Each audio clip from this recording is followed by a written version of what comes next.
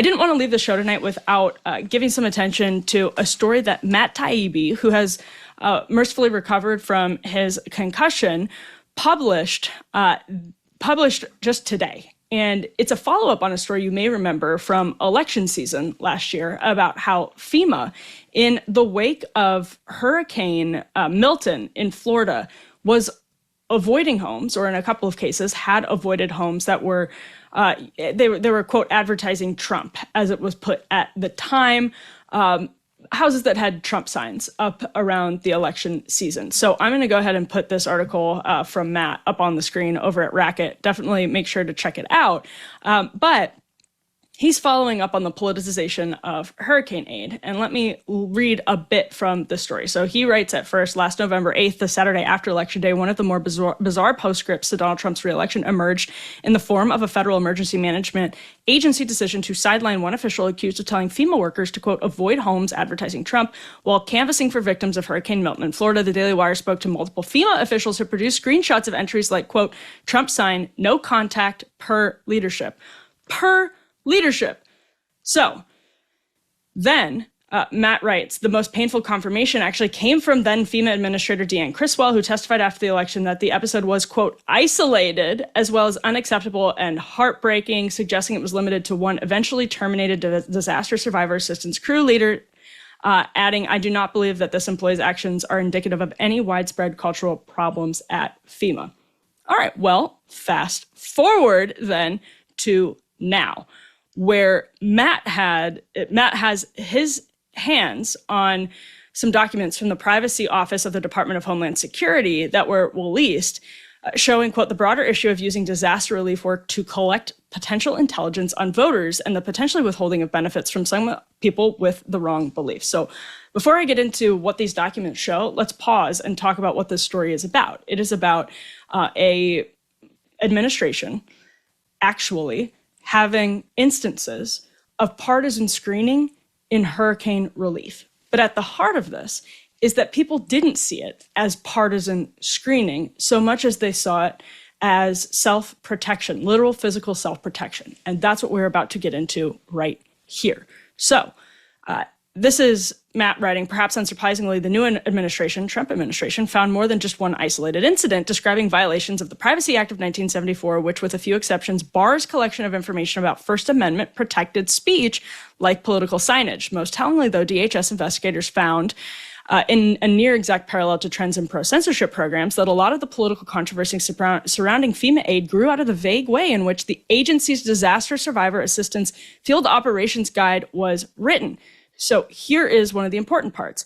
That guide instructed FEMA workers to, quote, remove yourself from the situation if you feel threatened when dealing with, quote, hostile individuals. The only problem being, as the new report notes, according to Matt, the Disaster Survivor Assistance Field Operations Guide does not define the term hostile. So how was hostile interpreted? Well, a Washington-based First Amendment lawyer put it this way. The way the guide was written, FEMA employees had leeway to skip outreach to a house if its signs made them feel uncomfortable. So it's basically the same concept of a harm or distress standard we're seeing in Europe with speech issues, where the emotional response of the observer is what matters legally as opposed to a concrete rule. The DHS report doesn't describe a huge number of instances, Matt writes, but does list examples of FEMA workers from various relief efforts taking down political information well before the incident that actually made the news. So this was not limited, according to the documents, to the Milton relief efforts, but some examples cited here from October 2021, homeowner had signs stated, this is Trump country. September 2021, a lot of political flags, posters, etc. Fuck Joe Biden, MAGA 2024, Joe Biden sucks, Trump 2024. We do not recommend anyone visiting this location. November 2024, there was a political flyer, so I didn't leave a FEMA brochure.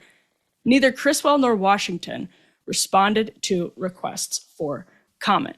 There was a political flyer, so I didn't leave a FEMA brochure. I'm zooming in on this to the extent that I can here. This is scary stuff. This is scary, scary stuff. The politicization of relief aid, which we saw at the time, did not get much covered from the corporate media. We said earlier that this was a Daily Wire story that was, to the extent it got much attention, downplayed by the legacy media. And yet, you can see how when the shoe is on the other foot, if you are somebody who is seen as hostile and dangerous because you're hostile to a conservative, if you have signs in your yard that conservatives don't like or have been trained to feel suggests a violent tendency, and they're withholding relief aid from you, you can see how you would say probably the limiting principle here is actually we use the First Amendment as our guidepost and just give people hurricane relief, give people FEMA relief if they need FEMA relief. But this and the double standards around it thrust the right into a position where people throw their hands up in the air and say, well, what the hell are we supposed to do? Tie our hands behind our backs? And again, I disagree. I mean, I'm not saying that I'm on the bandwagon that says, fight fire with fire in every single case. But this is exactly what creates fight fire with fire mentality on the right. And it's not going to be pleasant when it happens to people on the left. And I take absolutely no joy in saying it feels like we're creeping ever closer to something like that. And you know what it reminds me of, actually, oddly enough, is the story of Zohran Mamdani meeting on Friday. He attended prayers at the Masjid al-Taqwa Mosque on Fulton Street in Brooklyn, where he posted a photo smiling with the Imam Siraj Wahhaj. His name might be familiar if you follow sort of New York world politics, but Wahhaj is... I'll go on and read from this Fox News report. He, quote, served as a character witness for the mastermind of the bombing, that is of the World Trade Center in 93, and has been a longtime defender of convicted terrorists, raising funds for their legal defenses. In their photo, Fox News reports, there isn't a woman to be seen because Wahhaj also practices the interpretation of Islam that denies women access to the main hall of mosques, believing they would sexually tempt the men praying inside. All right, well, a New York Post on Siraj Wahhaj. This is a New York Post report on him. This is a quote from Wahhaj. You know, brothers and sisters, you know what the punishment is if a man is found with another woman. The Prophet Muhammad said, the one who does it and the one to whom it is done, kill them both. Wahhaj, according to the Post, said people shouldn't kill gays and didn't have the right to, quote, go get sticks and start running outside looking for homosexuals, but that scaring them into changing their ways was perfectly okay in his view. You go to them and invite them to Islam and make them feel uncomfortable, but don't beat them up, he said.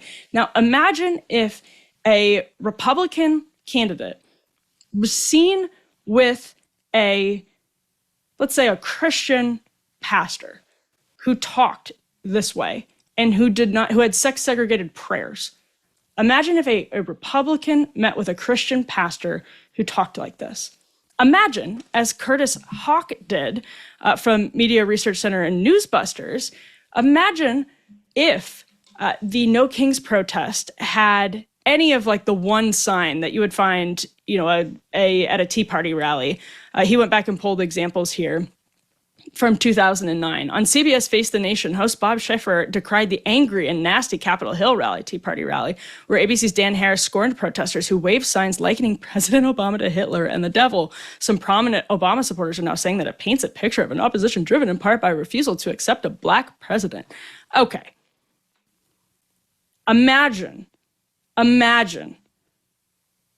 the way the No Kings protest, which I would encourage everybody to go back and watch Megyn's opening segment on the Megyn Kelly show earlier today, where she had a compilation of moments from the No Kings protests, where people were actually going into pretty serious territory, talking about violence, potential violence, killing Nazis, saying Stephen Miller was a Nazi and Nazis should be killed, those types of things.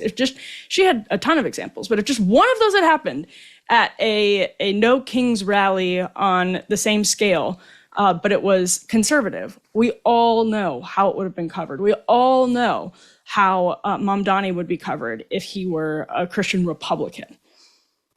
This pushes people to the brink of exasperation. This is what is making people go insane. And sometimes that provokes a rational, reasonable, just response. Sometimes it provokes completely unjustified responses.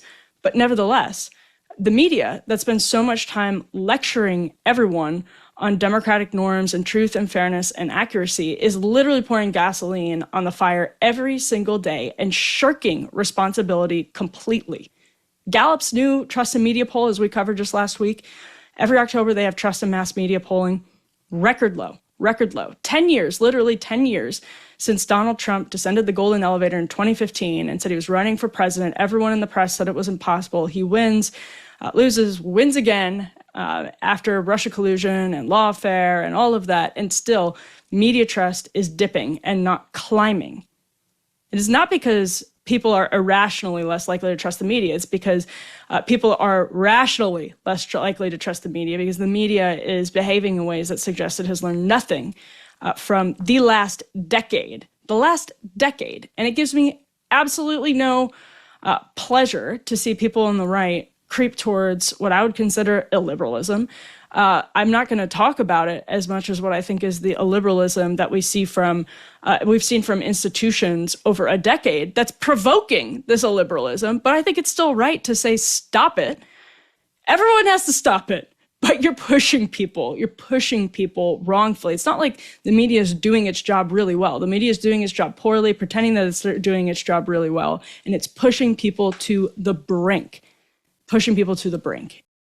I have been clear about this. Speaking of people just being open and honest about their positions, I'm not just pro-birth, I'm pro-life. And being pro-life means standing with mothers not only before their baby is born, but then long after. And that's exactly why I partner with Preborn and partner proudly with Preborn. Preborn does not just save babies, they make motherhood abundantly possible. They provide free ultrasounds and share the truth of the gospel with women in crisis, and then they stay with real practical help, including financial support for up to 2 years after the baby is born. This is what true Christ-centered compassion looks like, not just for the baby, but for the mother too. And here's where you can make a difference.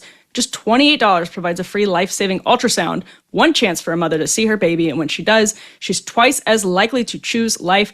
Preborn is trying to save 70,000 babies this year, so don't just say you're pro-life, live it, help save babies, and support mothers today. Go to preborn.com/Emily or call 855-601-2229.